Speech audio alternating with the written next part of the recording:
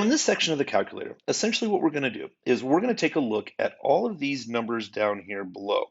Essentially, these are what we call KPI levers. This is going to give us some industry averages and know what to do next.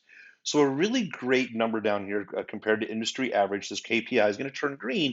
So the CPM cost, that looks really good. Well, what does really good actually mean? Well, what happens right here on the Fix Finder, we can go ahead and just click on the report card. And we can see what would be an A, B, C, D, or F grade if we really want to know the specifics. So it looks like the click-through rate of 2.25% currently, well, that's pretty good too. It's a pretty great KPI. Well, the next KPI we have to take a look at is how many people actually clicked on the ad and hit the landing page. Well, we see here about 75% of people who clicked on the ad actually hit the landing page. So this is an average KPI, but I want you to look at the other way. 25% of the people who click your ad never make it to your website. We're going to give you some ideas on how to fix that here in just a couple of minutes, but this isn't the biggest problem that the client has. The next thing we got to take a look at is the add to cart. So people who hit the landing page, let's say on a Shopify site, how many people hit the landing page and then actually added to cart? So it looks like 17.97%. So again, this is an average KPI. Initiate checkout. So how many people went to add to cart to initiate checkout? It looks about 30% of people took that next step, and that's pretty close to a great KPI, but you can see the average here. Again, anytime you want to double check exactly what the numbers are, you can click on the report card here.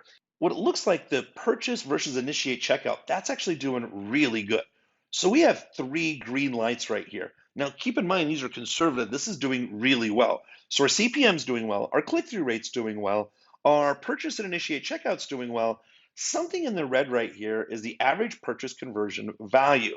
Now, typically what we like to say for e-commerce, for Facebook, and typically Google, depending on the search or display, we typically like to see an average checkout value of at least $50 because that's how the economics can really work out. See, at a 2% conversion rate, a 2% purchase to landing page conversion rate, that's pretty good.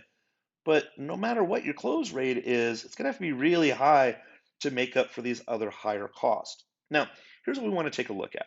So what this number reports right here, this is actually an average KPI as well for this 2.12%. Again, you can click on any of the report cards right here to see the specific numbers. Okay, now the next thing is where are we going to start making our improvements? We don't have to fix everything, so let's take a look at this.